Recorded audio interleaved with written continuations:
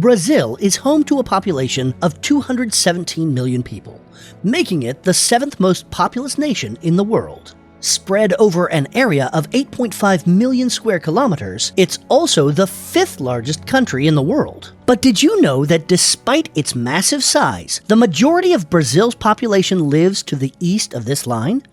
80% of its population, that's over 160 million people, live within this belt. The country's population is distributed so unevenly that while areas in the packed metropolitan of Sao Paulo have a population density of over 8,000 people per square kilometer, there are regions in West Brazil that have a population density of less than 0.5 people per square kilometer. In this video, you will discover the fascinating reasons behind why Brazil's population distribution is so skewed, from its colonial past to its modern-day economic opportunities. From the Amazon rainforests to the country's political state, we will explore the unique factors that have shaped the population of Brazil into what it is today. If you take a close look at the population distribution map of Brazil, one can see that the north and west central zones of Brazil have far fewer people despite their huge size when compared to the smaller south, southeast, and northeast zones. There are several different factors that have contributed to this uneven distribution of population across Brazil. To begin, the climate and geographical features of Brazil probably play the most important role. See, the majority of Brazil lies within the torrid zone, the climate zone that suffers the most heat year-round, in the belt close to the equator. And since the equator cuts through northern Brazil near the mouth of the Amazon, the majority of the country deals with warm temperatures throughout the year. But the south and southeast zones of Brazil are mountainous in nature, and the higher elevation leads to cooler temperatures, and this is where the majority of the Brazilian population have settled over time. The hot temperatures in the interiors are also why the majority of people live along the eastern coastline, so they can be closer to the cooling effect that the ocean provides. Therefore, the cities in Brazil tend to be either mountainous or close to the coast. Also, as you likely already know, the mighty Amazon River flows through Brazil before draining into the Atlantic Ocean. The largest river in the world, the Amazon, astonishingly contains 20% of the planet's fresh water. The Amazon rainforest, which is spread out over a vast area of 6.7 million square kilometers, has been described as the world's most important ecosystem. In Brazil, the Amazon rainforest actually takes up 57% of the total land in the country. And while there are indigenous people who live within these areas, most people would choose to stay away from the forest and the many dangers it presents. This is why large portions of north and west central Brazil have some of the lowest population densities in the world. The rainforests pose a major challenge in trying to inhabit these areas. Lying in the tropical zone, Brazil also receives ample amounts of rainfall. The country receives over 2,000 millimeters of rain per year, with the majority of this falling in the regions covered by the Amazon rainforest, causing floods and landslides. These harsh rainfall conditions are present mainly in north and west central Brazil in and around the Amazon rainforest, making this region inhospitable for large societies. Looking at the historical factors affecting the region, it is clear to see that the colonial legacy of Brazil also plays a part in the manner its population is distributed today. The Portuguese, who were the main colonizers of Brazil, landed on its shores in the year 1500 at the port of Porto Seguro between Salvador and Rio de Janeiro. The Portuguese were more invested in trade and the evangelization of the people they colonized than most of their European counterparts. Additionally, most of the natives of Brazil were not hostile groups and were willing to engage in trade with the Portuguese. The southeast region was one of the first areas of Brazil to be colonized by the Portuguese and was the center of the country's colonial economy, which was based on agriculture and mining. This created a legacy of urbanization and migration that has continued to this day. Over the centuries, the Portuguese and the Dutch, who also attempted to colonize it for a short period of time, used up a great deal of Brazil's resources, taking everything from sugar to wood to gold. They drained Brazil of its natural resources and shipped these stolen goods back to Europe from the port cities on the eastern coastline.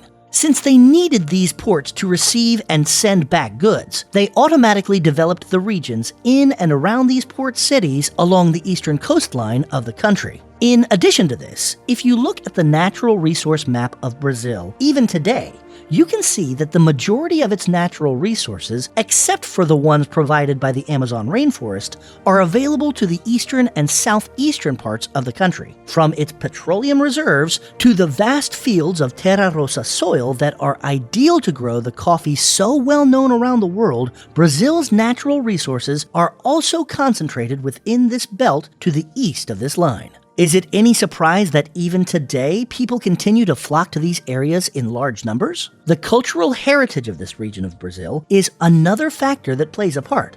It is rich and diverse, attracting tourists and migrants from other regions of the country and abroad.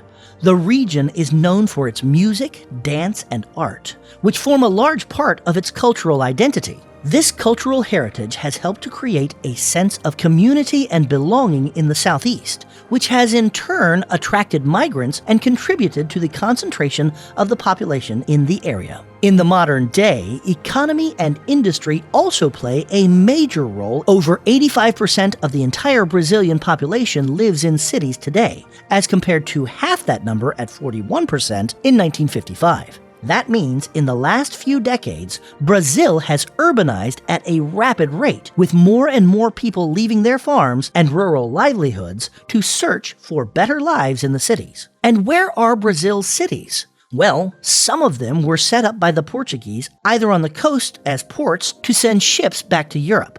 Others were established near key natural resources to collect them with ease. This means that the earliest cities in Brazil were established to the east of the line and have only been growing since then.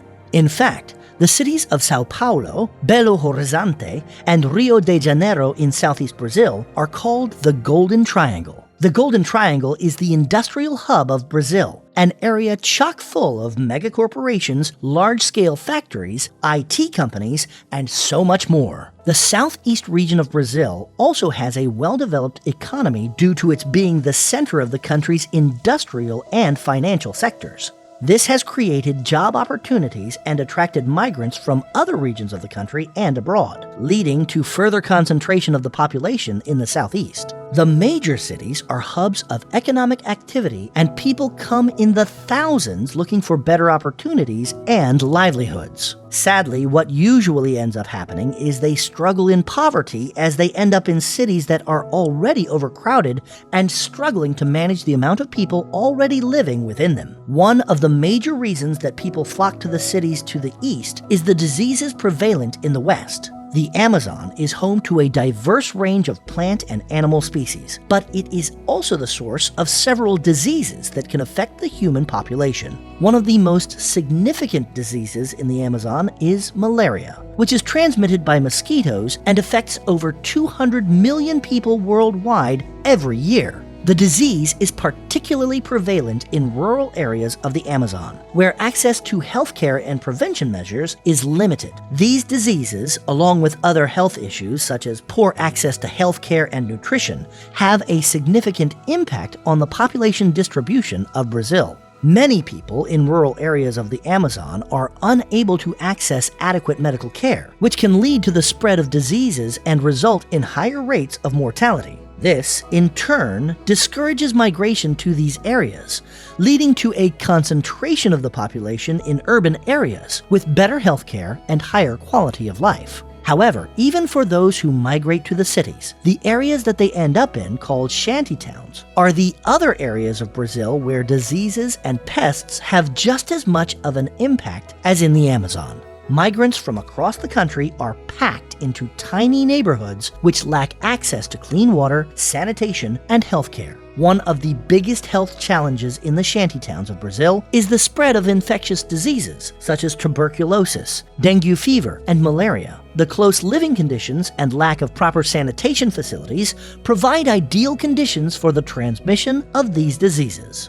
In the 1990s, the Brazilian government also tried to send people living in the shantytowns back to the Amazon region in an attempt to reduce overcrowding in the cities and improve their quality of life. The government attempted to radically shift the population distribution of Brazil by moving individuals out of the south and southeast zones and into the north and west central zones. This policy was widely criticized for its lack of consideration for the rights and needs of the people being relocated and was eventually abandoned. But it highlighted the need for Brazil to figure out a solution for its problems of overcrowding in the cities to the east of the line. The country is currently caught in a dilemma. It has land in abundance covered by the rainforests to the west. But this land can't be cleared due to the vital importance of the Amazon, not just to Brazil, but to the world as a whole. And in the east, it has its ever-growing population, which is being concentrated into a region which has little to no capacity for growth. So while 80% of Brazil currently lives to the east of this line, that number may only get higher in the future. But will Brazil be able to cope with that? This remains to be seen. So what are your thoughts on the matter? Do you have any ideas for solutions that could be implemented by Brazil in these regions? Let us know in the comments down below. And if you enjoyed this video, smash that like button and subscribe to the channel so you never miss out on any other videos. Thanks for watching.